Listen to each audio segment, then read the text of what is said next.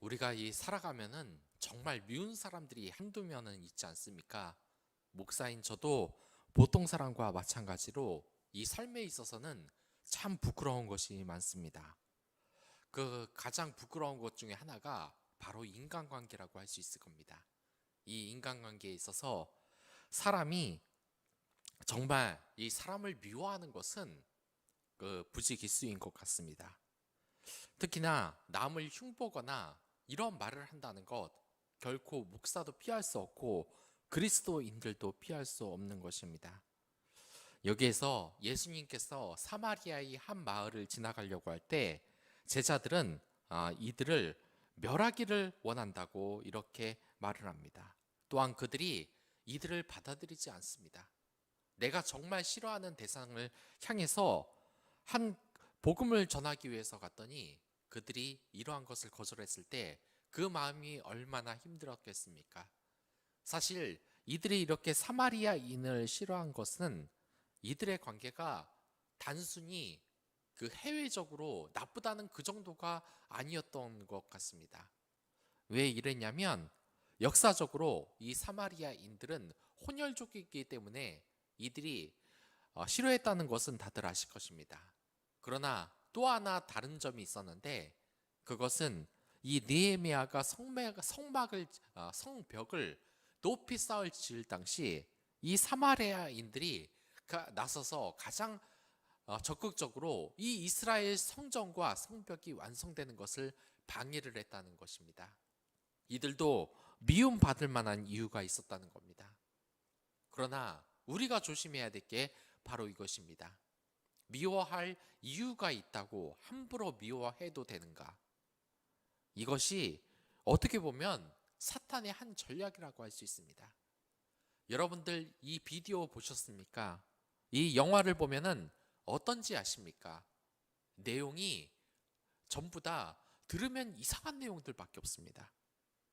그러니까 이 언니가 남자친구가 있었는데 실수로 이 언니의 동생이 남자친구와 같이 이렇게 성관계를 갖는 것.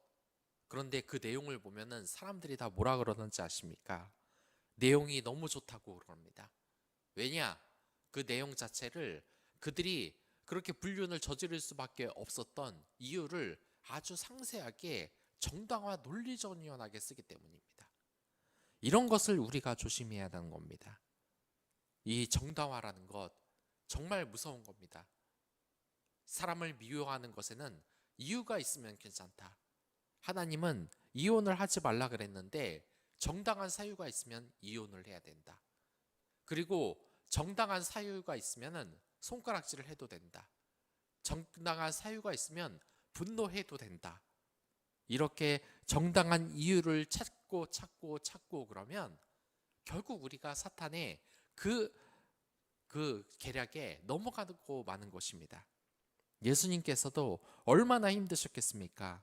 이 십자가에서 하나님의 아들을 욕하고 있는데 자신은 그들을 용서하기 위해서 끝없이 기도를 했습니다. 얼마나 마음이 힘들겠습니까? 자신을 향해서 욕하는 사람을 사랑한다는 것이 얼마나 힘든 것이겠습니까? 여러분들도 우리들도 이 예수님의 제자처럼 날마다 사마리아인들을 보고 있습니다. 오늘 하루 살아가면서 여러분들 이 세상 사람들을 미워하지 않을 자신이 있으십니까? 우리의 위로는 절대로 그렇게 할 수 없습니다. 그렇기 때문에 성령님의 의지를 해야 됩니다. 그렇기 때문에 이제부터 여러분들은 이러한 것을 벗어나 버리기 바랍니다. 남들을 뒷담화하거나 특히 여자 공동체에는 제가 남녀차별주의자라고 이렇게 비난을 받을지는 모르겠지만 여자들은 특별히 같은 여자 외모 지적을 조심하십시오. 제가 이 교회를 다녀보니까 특히나 여성 공동체에서는 이 같은 여자를 보고 외모를 비하하면서 뒷담화하는 적이 너무나 많습니다. 또한 저에게 심지어 이 목사에게 상대방 외모를 품평하면서 같이 욕을 하자고 하는 부류들도 있습니다. 이런 건 정말 악랄한 겁니다. 만약 그런 버릇을 가지고 있다면 당장 고치시길 바라겠습니다. 그리고 여기에서 남자들도 또한 그런 것이 있는데, 남자들 또한 이런 질투, 그리고 남에 대한 이 뒷담화, 권력을 가진 자에 대해서 막 말을 하는 것, 이런 것은 반드시 고쳐져야 될 것입니다.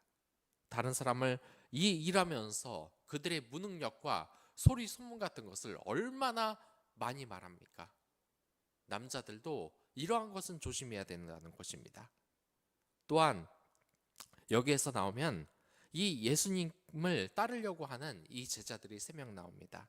이 3명의 제자들은 어디로 가든지 자기를 따르라고 하지만 사실 이 세상이 더 좋아서 예수님께서는 그 마음을 간파하고 인자는 머리 둘 곳이 없도다라고 합니다. 발 뻗고 누울 곳이 없다고 합니다. 이게 그리스도인의 운명이라는 것입니다. 어떻게 신앙을 가지면서 편한 길만 가지려고 하십니까? 여러분과 저와는 특히나 반성을 해야 되는 것입니다. 이 사회에서 살아가면서 그리스도의 양심으로 살지 못하는 것은 여러분이나 저나 다 이기적인 생각이 아닙니까?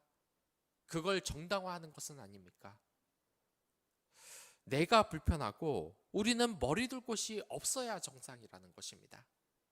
이 세상을 살아가면서 머리 둘 곳이 여러분들 많다면 그건 그리스도인이 아니라는 겁니다. 또한 여기에서 보면 내 아버지 또한 가족보다는 하나님을 보라고 합니다. 우리나라 사람들이 가장 크게 하는 말이 뭔지 아십니까? 내가 내 마누라만 없었어도, 내 자식만 없었어도 뭐 이딴 직장 때려친다라는 말 아니겠습니까? 그러나 그리스도인의 입에선 이런 말이 나오면 안 된다는 겁니다. 가족 피해를 댈 수가 없다는 겁니다. 내 가족보다는 주님을 더 따르는 것, 그를 1순위로 여기는 것이 제일 하나님 나라에 합당한 사람이라고 지금 예수님께서 이야기하고 있습니다. 그러한 사람에 적합한지 오늘 하루 기도하면서 만약 아니라면 아닐 수밖에 없습니다.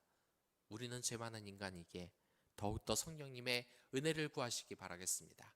그럼 다 같이 기도하도록 하겠습니다.